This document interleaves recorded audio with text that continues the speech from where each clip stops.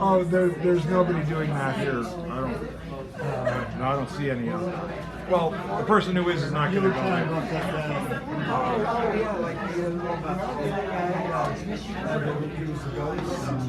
Yes.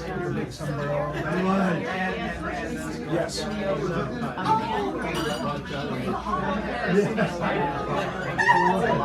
Yeah. Oh.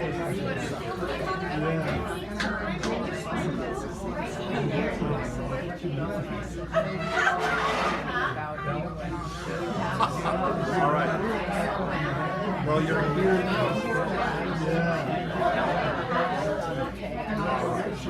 Yes. Perfect.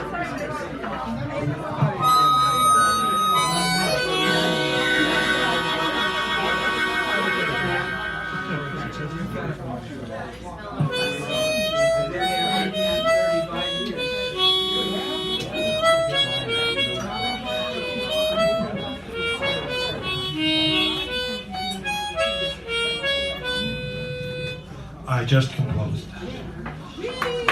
Thank you. Pocket orchestra. All right. I do, before we get started with this wonderful, fantastic, amazing, and incredible second half, which is so amazing I can't even believe it. This is the second show. I tell people we have two shows, the 7 o'clock start and the 8:15 or 8:30, whatever it is, other start. So, I wanted to make a special announcement. Please see me or Mr. David Erdreich about this. One of the people here, we had to have, someone would like to know if they could get a ride to the Bernal Heights neighborhood, Cortland, correct? Am I correct in that? And it's very important, very nice, and please let me or David know, or and we'll make the arrangements. Helping out an elder. Not a really elder. Yes. So please talk to me, and we will take care of things one way or the other, rest assured. All right, so I'm going to remove myself from the mic because I'm sitting here talking and there's no use me because I've already done my bit. So who was the first one? Oh, Melissa Nella! Oh, come on, let's raise the roof around here, ladies and gentlemen. I don't have to tell you about do that. Dink-a-dink-a-dee, I'm going to read someone else's poem. Really? Really? Okay. Somebody else's, you Come on, you guys have got to be tired of hearing my same poem. So. No! Okay, well, next time. so wounded. I was sitting in a coffee shop in Bernal Heights the other day, and I randomly picked up this book of poetry here, and I really liked this piece. So, it's by somebody named Kaveh Akbar. I think that's how you pronounce it. It's called River of Milk. Bear with me, it wasn't long ago I was brainless, lazily pulling fireflies into my teeth, chewing them into pure light. So much of me then was nothing. I could have fit into a sugar cube. My body burned like a barnful of feathers. Nothing was on fire, but fire was on everything. The wild mustard, the rotting porch chair, a box of birth records. Eventually, even scorched earth goes green, though beneath it, the dead might still luxuriate in their rage. My ancestor was a dervish saint, said to control a thick river of dark milk. Under his town, his people believed he could have spared them a drought. They ripped him to pieces, like eagles tearing apart a snake. Immediately they were filled with remorse. Instead of burying him, they buried a bag of goat bones and azalea. My hair still carries that scent, my eyes, black milk and a snake's flicking tongue. Does this confuse you? There are so many ways to be deceived. A butcher's thumb pressed into the scale, a strange blue dress. In a bathtub, the slowly lengthening night, I apologize. I never aimed at eloquence. I told my mother I wouldn't live through the year, then waited for a disaster, sitting cheerfully on cinder blocks pulled from a drained pond, tossing peanuts to squirrels. This is not the story she tells, hers filled with happy myths, fizzy pistons and plummy ghosts. It's true, I suppose, You grow to love the creatures you create. Some of them come out with pupils swirling, others with teeth. Thanks. Thank you. Clyde always. Oh, you're right in the camera. And now, in case you didn't know, this is the Clyde Always Show. He's always Clyde and always. And... Whoa! Ladies and gentlemen, boys and girls, come on.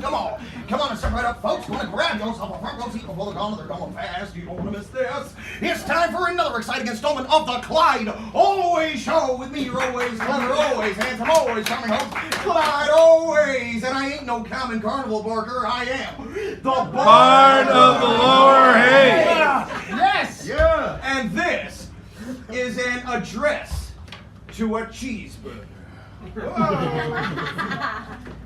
Oh, steaming puck of juicy meat, whose wafting scent itself a treat.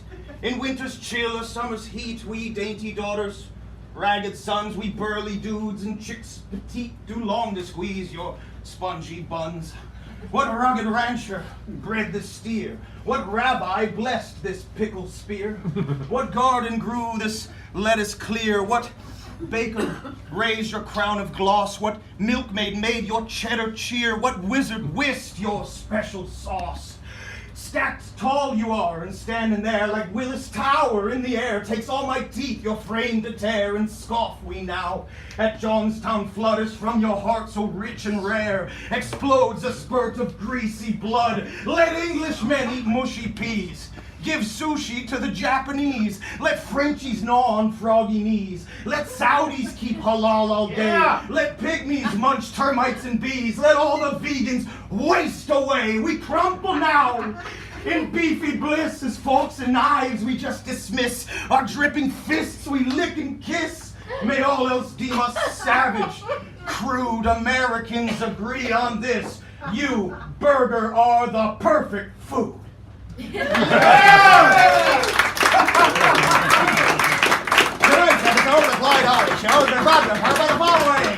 All aboard the robot train! Get your robot tickets from the ticket vending robot. Promptly insert to the ticket taking robot. Utilize the escalating and or elevating robots to arrive at the robot train platform, where you'll find all the other fine folks like yourselves with their ears full of robots, pockets full of robots, eyes on the robots at all times at all, from the comfort and safety of their Hoover-round robot chairs. And back to the show, everybody. Thank you for sticking with me that prefab read. Now, people were forever asking me, they said, Clyde, how did you become a rabbit man? Well, lucky for all of you tonight, I'm finally going to let you in on this little-known secret, an autobiographical anecdote, if I may, entitled, How I Became a Rabbit Man.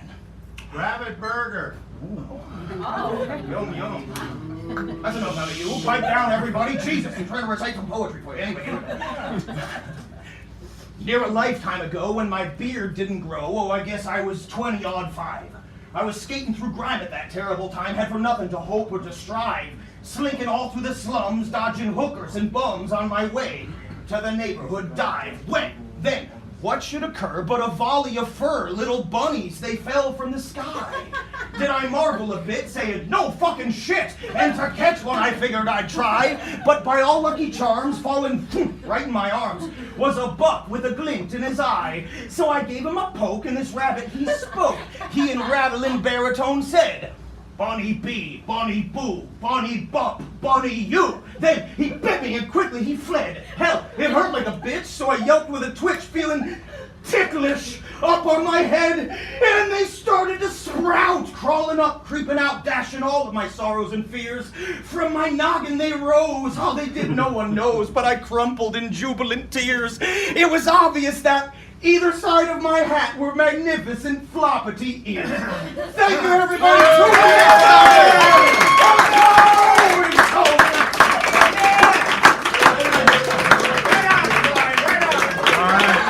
And now, ladies and gentlemen,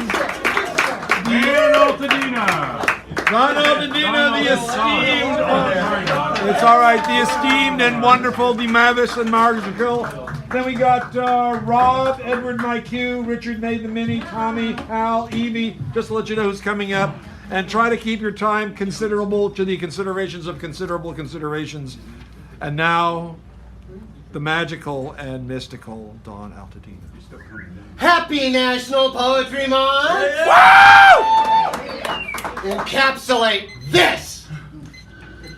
I am Muslim. Register me. I am Mexican. Deport me. I am African American. Imprison me. I am LGBTQ. Refuse to serve me. I am poor. Blame me. I am disabled. Bully me. I am elderly. Privatize me. I am a woman. Harass and underpay me. I'm hands up. Shoot me. I'm a child. Expose me to hunger and guns.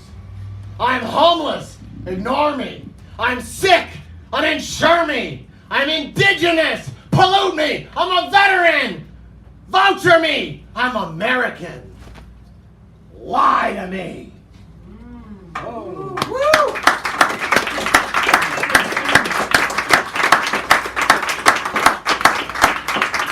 Please come to the promenade on Saturday if you're able to, where there'll be more of this and this and this and all. Yeah, it's Balboa and 36th. 30-something, yeah. 34th.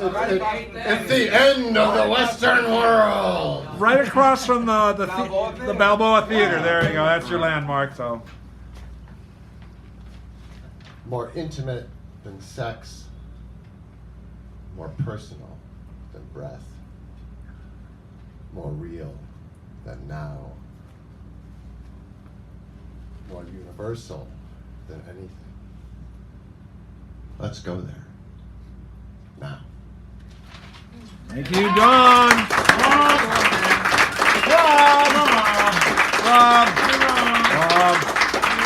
Is there a Rob in the house? And now the gentle, mystical measures of Rob. Oh, sorry. What do you say, buddy? All right. Where can you hide when you've seen too much?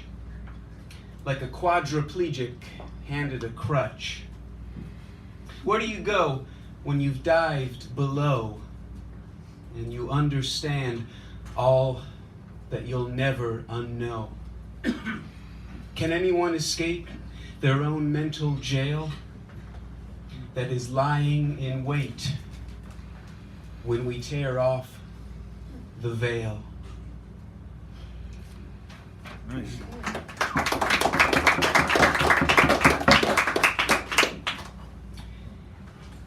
As a child, I was sent to school dressed as a can of beer. Not knowing that I'd be breaking a rule. No, child, you don't wear that here. It was an excellent can, painted by hand, craftsmanship through and through. And somehow I find, as the years unwind, I'm still in that can, no matter what I do. I repulse people I try to love, doing the wrong thing, saying the wrong word, thinking too deep, feeling too much. Fuck all the games. They're absurd.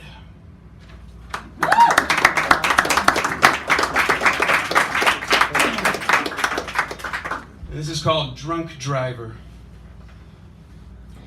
We erase ethnicities. The drunk driver rides away. We evaporate cities. The drunk driver glides away. We suffer babies to starve. The drunk driver slips away. They're cunts and cocks we carve.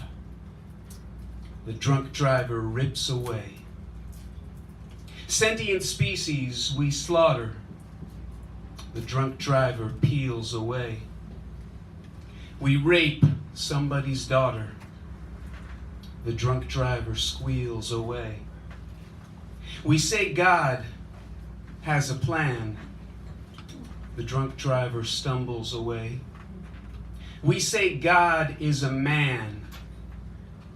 The drunk driver bumbles away. We make divine the word mine. The drunk driver slinks away. We medicate until we're fine.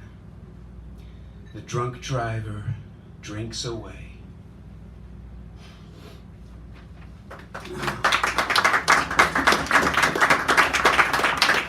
And I will finish with someone. Someone is mushing a banana up their butt. Someone's drawing a smiley face on their gut. Someone's opening their skin with a razor. Someone's zapping their nuts with a taser. Someone's striving to love, not hate. Someone's licking an empty plate. Someone's cowering alone in fear. Someone's reaching for another beer. Someone's yodeling while pissing their pants. Someone's dancing a naked dance. Someone's being raped without a scream. Someone's giving up on a dream. Someone's bouncing a baby on their knee. Someone's licking the bark of a tree. Someone's hating everything you do. Someone is wishing that they were you. Thank you. Wow.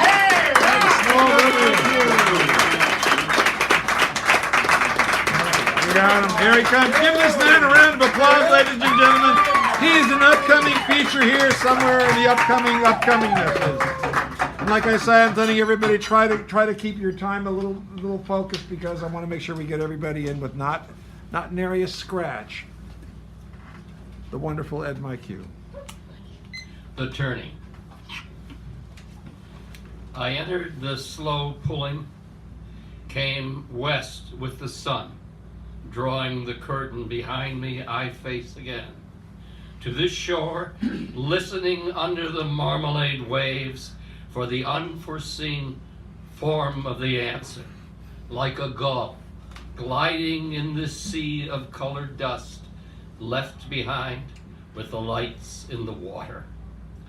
This is a place that came to meet me, drilling into eyes that think back into long-fingered gray fields, pink-drenched flesh, to an inherited promise of splendid nonsense, of more hooks than bacon, of a cat shut up, and I forget, asserting and affirming between the two horizons, and erode the sacrament of bleeding, row the meadows of circumstance, here where unfamiliar manners unacknowledge nature's work, wait, love, hover in an anchor arch of promise on a road that slants up and over, the skyline flourishing like the blood-marked clover.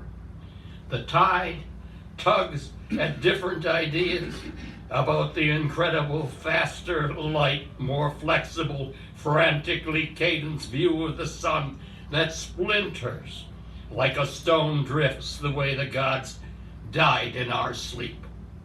Like the wasp and the spider, circle myths huddled in the spray as thick hands stretch across dead light, trying to gather up the divided road before the sun sets. And before the sun sets, it westers, and then it rises. The gull glides in the air, curling on water, sails in progressions like a question, and mows the sea beyond the sear shore where the sun sets in a plum-colored haze.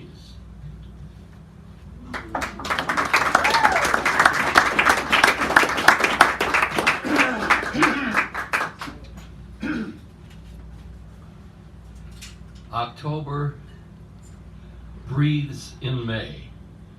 Gray water gleams in the sun, wincing. There was a dream on this place. Everywhere you'd look and listen, there was something to be felt here. An old feeling, but not too old to be true. And we were waiting to gather with both hands. Even the trees, the walls of trees were waiting. For behind, when this house began in the wind, before anyone tried damming the river, there was life in the trees. Now we mourn behind our curtains. Under blankets, night is too much in hurry, only nobody is there. We conjured this turning, this volte-face dream lair. And when spring came, with apricot trees and rains brought blossoms of peony, we undressed the magnolia, not watching life splintering like a stone. We are the early grape, flat, dry and cloudy, and the time is short, but some days never end. There is no joyous lake, there is no incantation that can bend the moment into the patterns we have seen so late and wait for tomorrow. Tomorrow never comes, there are too many twos and alsos. Wait for tomorrow, tomorrow never comes. Three's a crowd, the spunky one's the cream in your coffee. I know, we said, that's the thing. Do it now. Early wine is flat, dry, and cloudy, but some days never end. And there is no incantation that can bend the moment back into the patterns we have seen too late. Thank you, Mr. Ed Mike Q.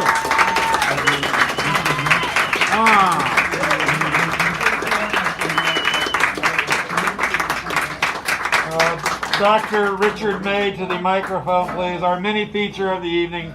Richard May, the esteemed and wonderful. And then we have Tommy and Hal and Evie and many others. The flavors go on and on, much like we like to admit they do. So this is to all the cat lovers out there. You know who you are. Back when I lived in Seattle, there came a time when, how shall I put it, I had to downsize. I was forced to move from a spacious, luxurious, and extremely cool warehouse loft to a spot that had to be the exact opposite of where I had been. This being the result of an unfortunate lapse of judgment on my part. To put it delicately, I screwed up big time and got kicked out on my ass. To put it delicately. My only alternative to homelessness was to move in with an old girlfriend. Her name was Jennifer. After we had broken up, she had rented a tiny one-bedroom house only a few blocks away. She knew of my predicament and graciously offered the basement of her little house as a sanctuary in the storm that was my life and still is. I knew Jennifer as well as she knew herself, and so I quickly recognized a sparkle in her eye when I capitulated to the facts of my situation and accepted her offer. For Jennifer, this was the fruition of a well-thought-out plan to get me back. What I said about how well I knew her just now, well, Jennifer had the same ability with me, only more so. It is a sad, depending on who you ask, fact of life that women will always know more about men than men know about women. For instance, she knew from instinct that after I kicked her out of the loft, it would only be a matter of time before I lost the place myself. She had perfectly positioned herself to catch me when my inevitable tumble came. And man, talk about culture shock. The loft was over 2,500 square feet with 12-foot ceilings and a glass wall front that could be opened on a loading platform which acted as a deck in the summer. The basement was maybe 200 square feet. The floorboards from above only let me stand upright in a few spots, and it flooded during every heavy rain. As bad as things were for me, they had to be worse for my two cats, who had never known of life outside of the safety of the warehouse, or so I thought. Mitty, my female cat, who was starting to get on in years, was content to be a homebody and lounge on the front steps or back porch, depending on where the best sun rays were. My boy kitty, Dusty, was a different story entirely. Mitty was my heart and soul, but Dusty was my pride and joy. If they had been human, Mitty would have been my loving, if aloof, and occasionally cranky wife.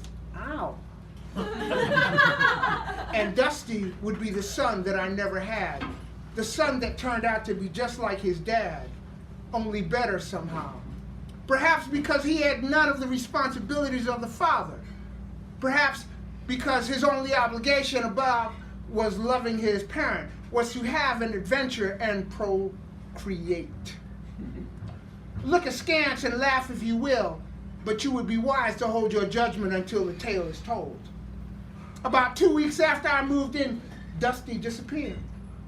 One thing I like about cats is their adherence to regularity. They prefer predictability in all things, including environment, time of meals, and the modulation of their human's voice. I don't mind admitting that I have similar proclivities. Just ask him. I suppose that is why I'm unabashedly a cat person. So when I put out their afternoon meal, dry food with a tuna chaser, shaken not stirred, at the regular time, and only Mitty showed up to eat, a red flag went up the pole. I called Dusty's name out all over the little house, out front and back, no answer. Depressed and forlorn, I sat down with Jennifer and she did her best to console me with the opinion that it was just a matter of time before Dusty was destined to take to the wind and set out to appease his sense of adventure. He being single and unfixed, bachelor and all, I can tell you it was a sad night in the May household. The next day I considered cutting my losses and keeping Mitty locked up, but she had never previously given any indication of wanting to stray off the property, and the fact that she was still present and accounted for made me rethink my draconian, if understandable, first reaction. 2 whole days, it seemed like 2 weeks. Later, but who should the cat drag in but the cat himself? And I do mean drag. Dusty was a mess. His fur was soiled with mud and dirt. He had a 1/2-inch bloody gash above his lip and a nice little chunk of ear missing. And a look in his eye that said that this was not the same cat that had only a few days prior been the docile companion of a mild-mannered companion. Make no mistake, the new and improved Dusty was not an animal to be trifled with. After the initial gratification of having my beloved cat back, and subsequent reevaluation of his personality, I started to think, adventure is one thing, but this is ridiculous. No matter. Once I got past the shock of the visual, imagine your son has spent the last 12 years in prep school, clean shaven, wearing button-down brown shirts and khakis, and then you send him away to 1 year of college, and he comes back that summer with a beard, dirty fingernails, and pants around his knees. Oh. He's your boy, but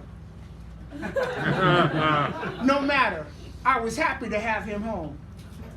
And just like that, 3 days later, he disappeared again. If there is any silver lining to a tragedy, it is that if it happens a second time, the pain is less acute and acceptance of events is more forthcoming. And so, accompanied with a degree of inevitability, Dusty chose to go off the reservation a second time. Fast forward a month. By this time, it was accepted routine that Dusty would be away for a few days every week.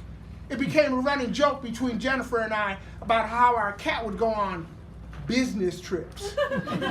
Whatever the case may have been, these away times seem to have become routine for Dusty as well. He no longer returned banged up and the less for wear and tear. The other thing was that when he did inevitably return, I could have sworn that his gait was slightly livelier than when he left. There are certain assertions that only a parent of a child or a long-time owner of an animal have the ability to make. No one else could tell, not even Jennifer, but I could have sworn that on Dusty's numerous return trips to the old homestead, he was strutting. I was justly proud of my relationship with Dusty, but for whatever reason, he chose not to confide in me where he ventured and what exactly he did when he went away on his business. Determined to fill in the missing pieces of my cat's life, I decided to accompany Dusty on his next trip aboard. Wherever he went, I was lickety-split to follow. Perhaps realizing my intentions and valuing his privacy, Dusty delayed his next departure. He dilly-dallied around the house for the next week or so. But just when I thought this phase of his development was over and done with, one bright and sunny afternoon, I noticed Dusty heading out the door. This time I pretended to not pay attention, which was a good thing, because at the moment when I would usually sprint to follow him, Dusty stopped in mid-stride. And while he did not turn around to look, there is no doubt in my mind that he hesitated on his way out the door to see what I was going to do. Sensing no movement from me, he continued on his way. It took all out my discipline, but I held my position for a count of 10. Then rushed out the door just in time to see Dusty round the corner and head up the adjoining street.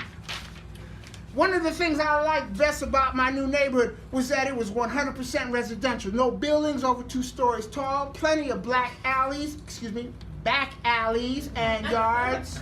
I said that right. Enough to, to use for garbage pickup and the like. It was these alleys that enabled me to follow Dusty. I kept thinking that there was no way I would be able to trail a cat, especially if he did not want to be trailed. But the geography of the neighborhood worked in my favor. Every time Dusty ducked under a fence, I could run to look over it and see where he was headed next. It got to be quite fun. Our cat and mouse chase, yeah, I went there, went on for 3 blocks. I have a feeling that he knew he was being followed, but Dusty never rushed. He sauntered along as if he had not a care in the world. Finally, he reached a vacant field and sat down on his rear haunches and waited for it. Did nothing. He just sat there. After waiting maybe 15 minutes, I said, enough. Walked over from my observation point, picked him up, and started back home. On the way, I racked my brain trying to make sense of what had just happened. I am a firm believer in the theory that everything happens for a reason. Reality is not random. People always have an underlying motivation for whatever they do, and animals are no different.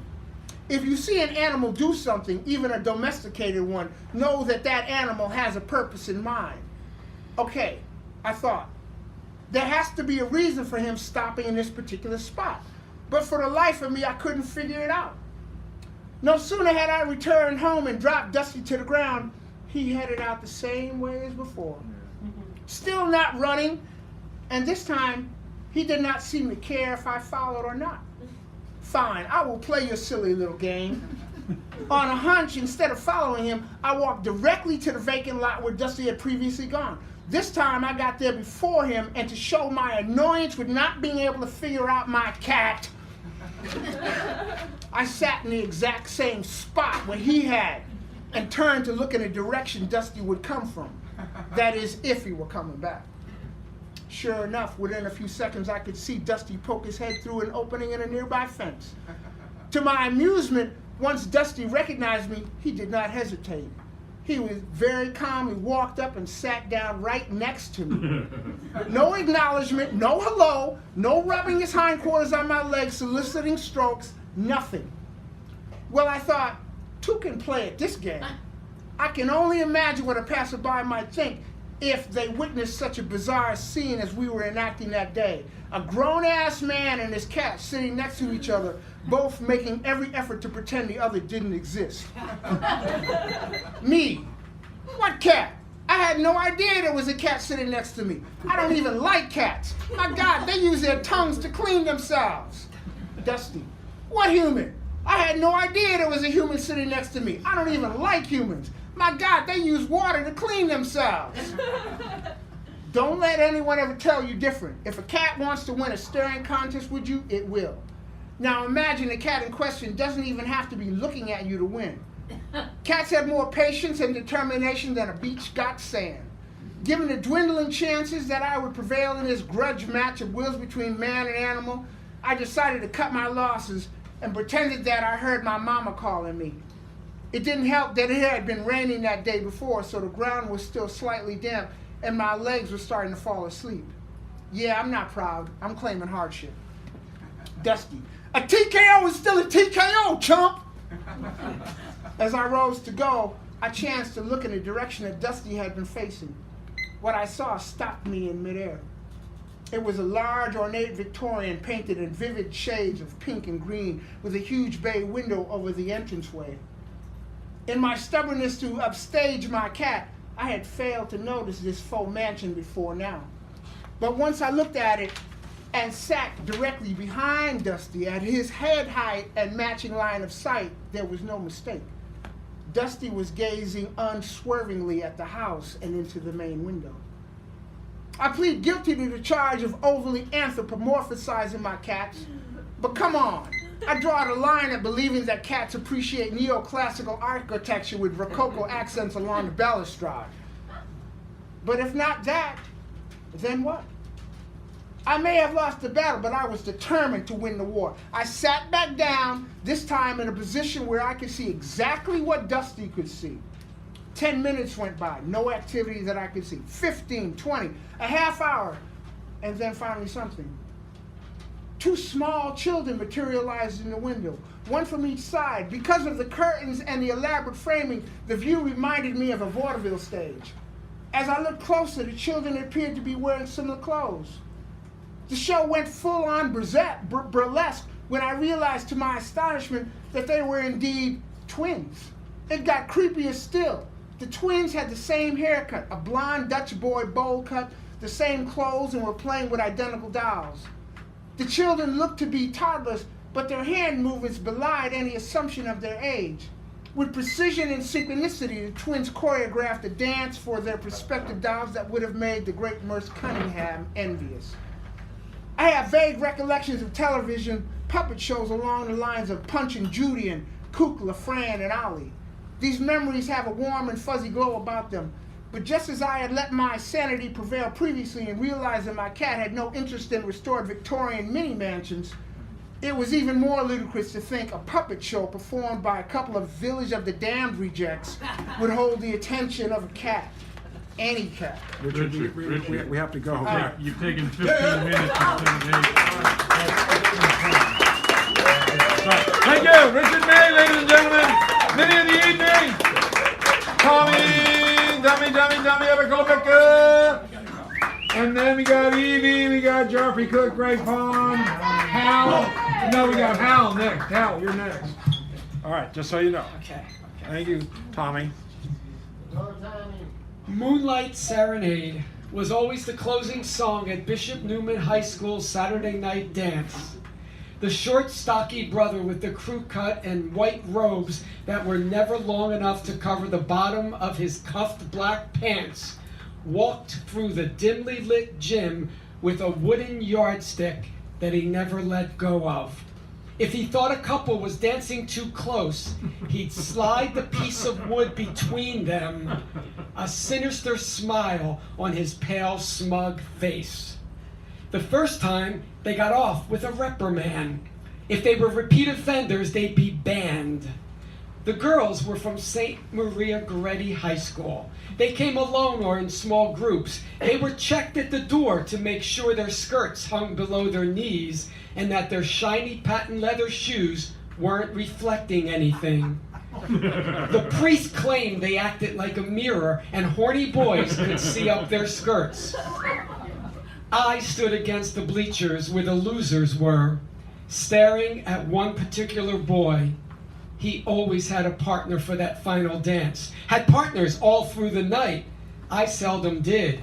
I didn't want anyone but him, and I couldn't have him.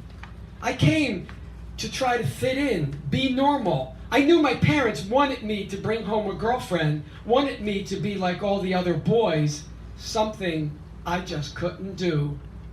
As Moonlight Serenade played, I closed my eyes and imagined that boy and I dancing in our shiny patent leather shoes.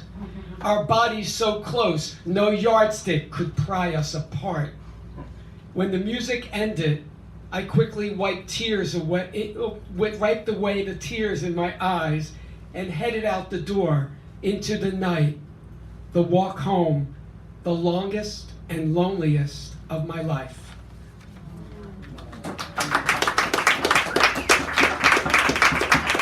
That happened in like 1967, 1968. I was alive in 67. I know, what can I say? So I'm going to end with this. A year ago, a woman named Iris Canada died. She was a 100-year-old African-American woman who lived not far from here. I was part of the eviction defense team that tried to keep her in her home, but that didn't happen, and she was evicted, and then she died shortly after. She wanted the memories they stole from her, the landlords and their high-priced lawyers, the judge who declared the theft illegal, the sheriff who was only doing her job.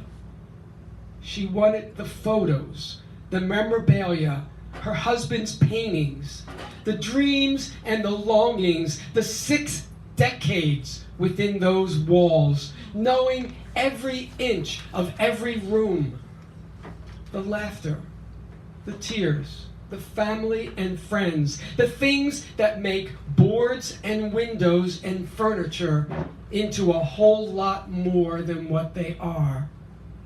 She lay in the hospital while the landlords and the high-priced lawyers tore out the memories, piling them into a truck.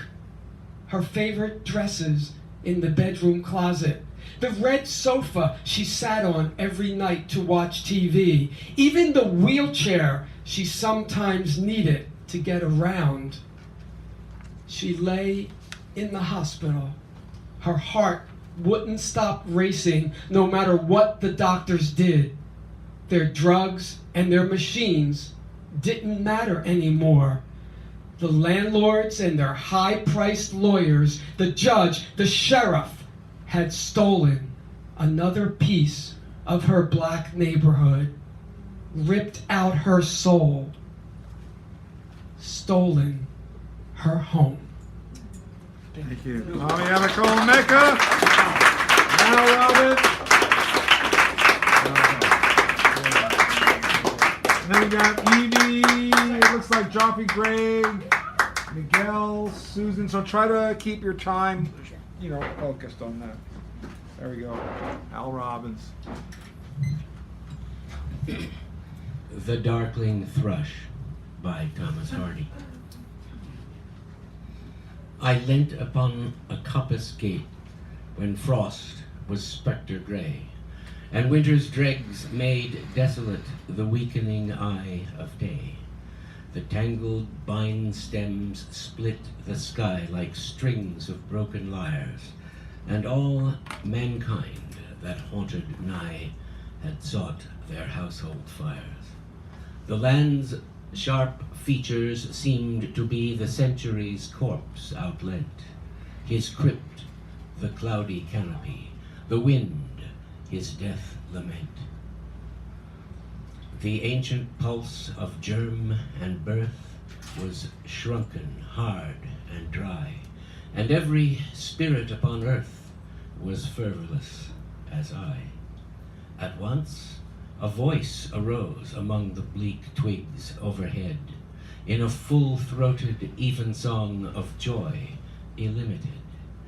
An aged thrush, frail, gaunt, and small, with blast-beruffled plume, had chosen there to fling his soul upon the gathering gloom. So little cause for caroling of such ecstatic sound was written on terrestrial things, afar or near around, that I could think there trembled through his happy midnight air some blessed hope, of which he knew and I was unaware. And this is from a work called Dipsychus by Arthur Hugh Clough. There is no God, the wicked saith, and truly it's a blessing, for what he might have done with us, it's better only guessing. There is no God, the merchant says, or if there is, 'tis funny that he should take it ill in me to make a little money. There is no God, the schoolboy thinks, or truly, if there may be, he surely didn't mean a man always to be a baby. Whether there is, the rich man says, it matters very little, for I and mine, thank somebody, are not in want of victual. Some others, too, also themselves who not so much as doubt it, think there is none when they are well, or do not think about it. But country folk who live beneath the shadow of the steeple, the parson and the parson's wife, and mostly married people, youths green and happy in first love, so grateful for illusion, and men caught out in what the world calls guilt, in first confusion, and almost everyone, when age, disease, or sorrows strike him, inclines to think there is a God, or something very like him. Thank you. Thank you, Hal Robin. Thank you.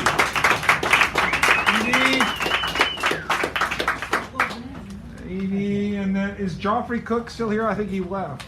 Joffrey Cook? Okay, then just cross it out. And so Greg would be next. Greg would be next. After Evie.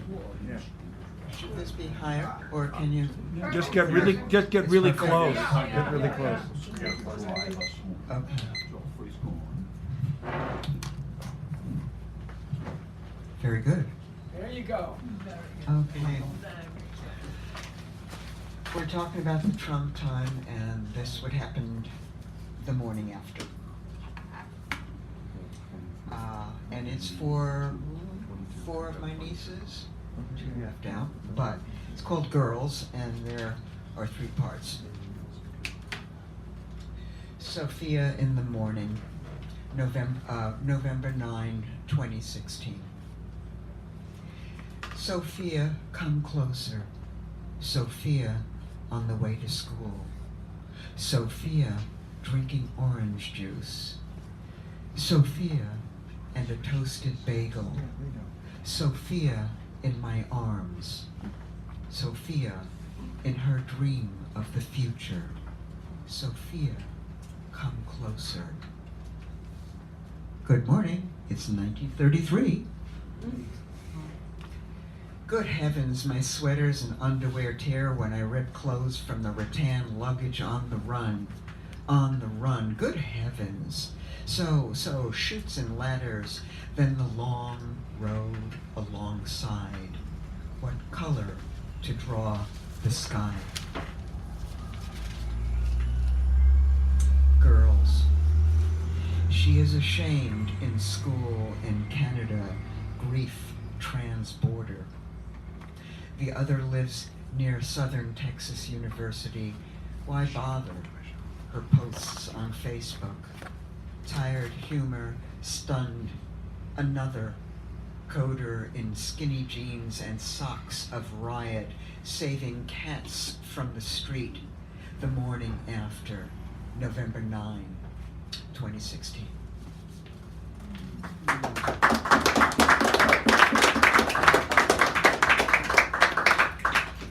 Yeah, my nieces, but I also, in the vein with the cats, thinking about, okay, those are my nieces, and in the morning I was just simply terrified, and I still am terrified for them, especially Sophia, who is like really, really little. So I have written some pieces, I don't know why, around the same time for my aunts, and how they are heroes of mine, showing strength incredible times of duress. Images in here. Okay. Don't you love this when people, oh, what should I read next? You're supposed to tune that guitar before you get up. Toonie. Edith and the Cats. In honor of Edith Pisk Coleman. She heard meowing and jumped out of the bomb shelter in Cyprus. No one could stop her. Internment camps, air raids, house arrests, curfews at 6, blacked out windows, conning a police officer to get black paper and thumbtacks. Continent after continent, borders she crossed without arrest. No friends except African wildlife. Cool sounds in the night. Wildcats breathing in the hills. Nomadic dreams. On alternating nights, dreams of her mother and the others, what the blonde people were doing in Germany. One day in the jungle, she thought about her teenage red-headed looks and how she took the Vienna streets. If someone had to go beg freedom for uncle, look the Nazi uniform in the eye, bring word, they prayed. In the jungle, there were moments where terror waited outside the thatched walls. Other times, she refused a river crossing she knew to be unsafe. No way will I do this. Somewhere in the night, a wildcat's cub leaned its paws against the door. She fed it and let its wildness curl beside her. The monkeys, the cats, learning bridge because Captain Findlay was gored by a rhinoceros and they needed a fourth. I know you were lost. Each day you stumbled through a life of letters unanswered. Thank you. Edie! Yeah, that's fine, yeah. That's fine. Thank you. Greg Pond. Gregory? Gregory Pond? Is this Gregory Pond? I don't hear the applause out there. Come on. Dear Greg. Thank you, Hal, for the enunciations. And Greg Pond is Yes. renowned Yes. in many Yes. ways, shapes, and forms, but I will let him explicate what I just said. Good evening, everyone. Good evening. April 4th, 1968, 50 years ago, on a hotel balcony, Memphis, Tennessee. A little part of me died that day. This is actually a song. It was written 3 days after the assassination of Martin Luther King, and it was recorded the day after it was written by Nina Simone. It's entitled, Why the King of Love is Dead. Once upon this planet Earth lived a man of humble birth, preaching love and freedom for his fellow man. He was dreaming of a day peace would come to Earth to stay, and he spread this message all across the land. Turn the other cheek, he'd plead. Love thy neighbor was his creed. Pain, humiliation, death, he did not dread. With his Bible at his side, from his foes he did not hide. It's hard to think that this great man is dead. Will the murders never cease? Are they men or are they beasts? What do they ever hope to gain? Will my country fall, stand or fall? Is it too late for us all? And did Martin Luther King just die in vain? 'Cause he'd seen the mountaintop and he knew he could not stop, always living with the threat of death ahead. Folks, you'd better stop and think, 'cause we're heading for the brink. What will happen now that he is dead? He was for equality, for all people, you and me. Full of love and goodwill, hate was not his way. He was not a violent man, tell me folks, if you can. Just why was he shot down the other day? Well, see, he'd seen the mountaintop, and he knew he could not stop, always living with the threat of death ahead. Folks, you better stop and think, for we're heading for the brink. What's going to happen now that the King of Love is dead? Thank you. Greg Kahn. Greg Kahn. Greg Kahn. That's Greg Kahn. You go.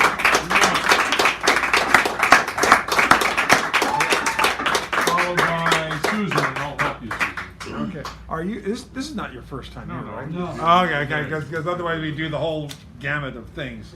But Susan is new, so we will give the gamut. Sure. Yes.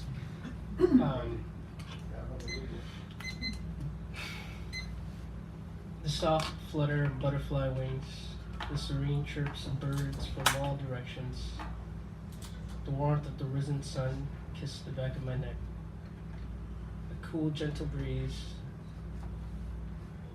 the sound of flowing water down the stream from the melted ice of winter, the soft crackle of gravel beneath my feet as I walk down the asphalt road leading to the trailhead.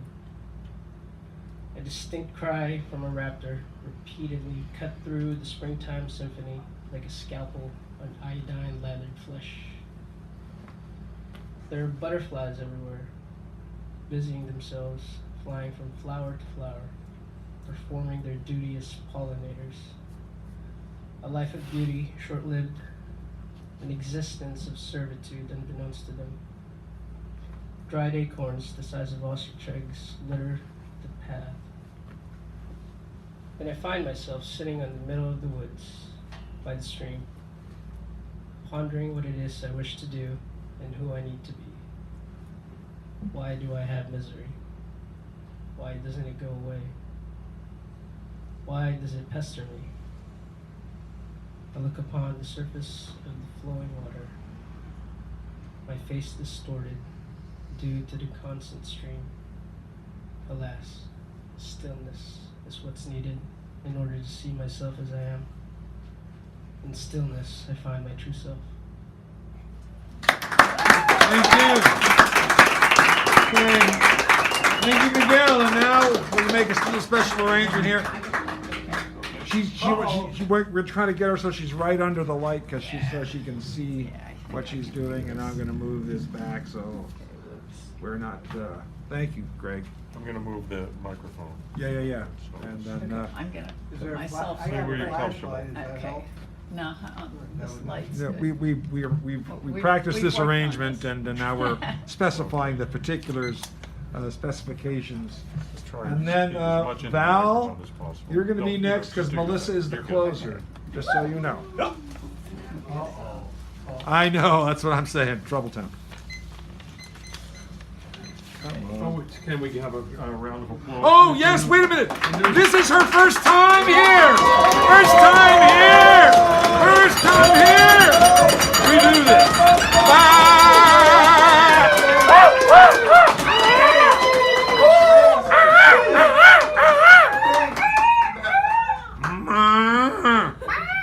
Susan, ladies and gentlemen, Thank you. making her debut. All right, we the people. That woman just said, "You people," to Tiana. Tiana doesn't like this one bit, but she hasn't figured out what to say, not yet.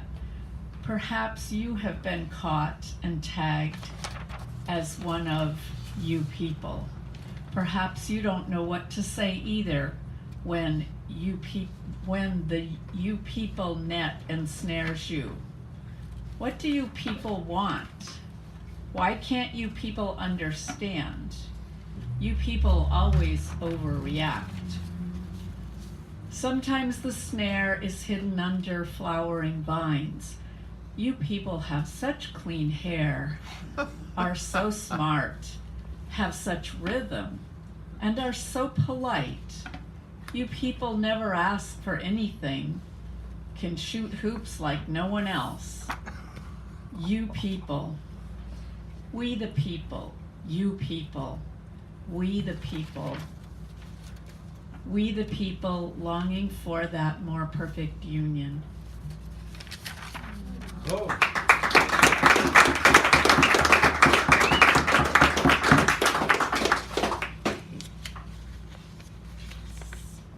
Getting my page turning thing set up here. You got it? Yeah. Oh, okay. Little blind tricks here. Okay. Muni Carry On, a true story. She's carrying a worn plastic bag, washed many times, and in it a sock with no mate, a chewed pencil stub. Why doesn't her son call back? Blessed art thou among women, a city college spring schedule, a sticky kitchen counter, and dryer lint that got in her way. He hoists a dark backpack meant for manly loads, all kinds of straps, places to attach thunder, cords to secure lightning, his sister's thong tossed in the family laundry basket, elk corpses that he'll blast and burn on his way to homeroom so no one sees his fear. Another he clutches a laptop case meant to hold a sleek machine, now full of his father's lung cancer, the hospital smells, fear of asking directions, a PBS program, 6 steps he could take to reimagine his whole life, maybe even the entire world, if he had time. Another she rests a bold bag on her ample lap, gift from her ex-girlfriend, who liked loudness. Street confetti, dog-eared copy of Half of a Yellow Sun, fried chicken in foil, dark bottles of blood specimens, a child gone for no good reason, betrayals like you wouldn't believe. Now here's one. Is it she or he hauling a small file cabinet, oak veneer, tied onto a luggage cart, Salvation Army, 2 drawers, full of unwritten poems, untold stories, all true, such possibilities. Imagine quick mirrors and coded dots of light that would send word, have us understand, oh, now I see who you are. A small child, a smaller backpack, pero lleno de pájaros y promesas. A pencil not even sharpened yet, un regalito de la maestra. The birds start to sing inside her backpack. Row, row, row your boat gently. This kid hums along, and then another hums, emboldened. Others sing, singing all the words out loud together, pulling new verses, lyrics from plastic bags, backpacks, laptop cases, laundry carts, adding to the song.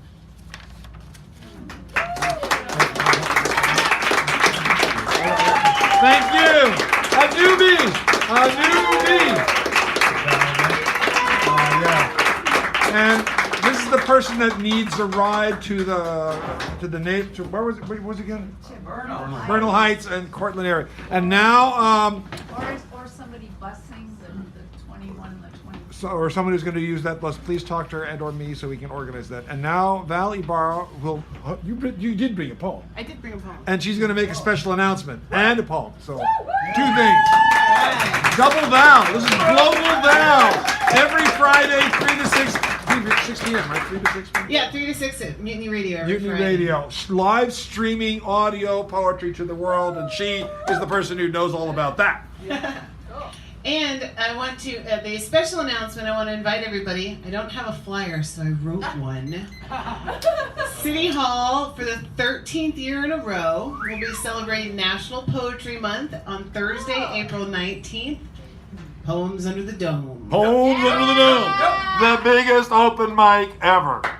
It's true. So it's going to be Thursday, April 19th from 5:30 to 8 p.m. So if you come and put your name in the hat at the back of the room, so we're going to be drawing names throughout the evening. But if you want to try to get a pre-selected spot, we're going to draw 7 lucky winners on Friday the 13th at the Beat Museum. Beep, beep, beep, beep. Charlie Gatter's hosting a show at the Beat Museum Friday the 13th. So you can come and put your name in a hat then. But that's our only pre-draw so that we can draw lots of names at City Hall.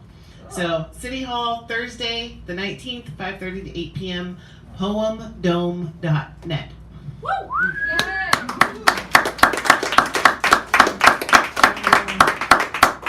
And here's my poem. I'm writing myself reality checks, dated and signed, made out to me, spelling out as much as I can count. Needing to ward off everything that's been taxing, knocking, or nagging. I'm looking at all the scribbles on the spreadsheet, even subtractions add to a new balance in a world of odd calculations. Thank you. And our closer.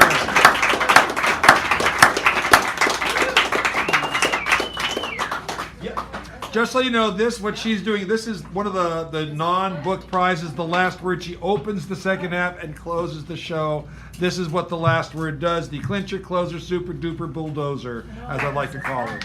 Her, down. Okay, I'll recite a quick one of mine. Thank you. You're welcome. The people have spoken. Wow, pt3. Side of palm slides across page, smudges wet ink, gives illusion that words continue after stopping. How can such delicate abstractions like lines on page or breath on ear hold weight after release? Across the room, a light fixture hangs, suspended from chain in a birdcage. Everyone is looking at a computer screen. Why do we feel compelled to capture that which cannot be contained? No, our bodies are not our design. Perhaps that explains why sitting with stillness can be hard for you or anyone.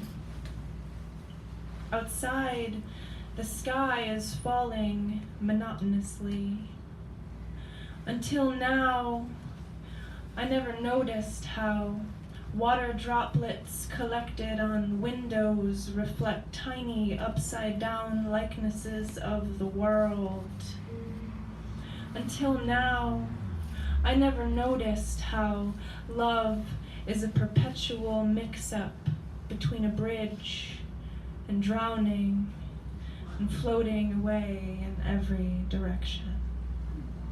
Thank you. Samela, the last word.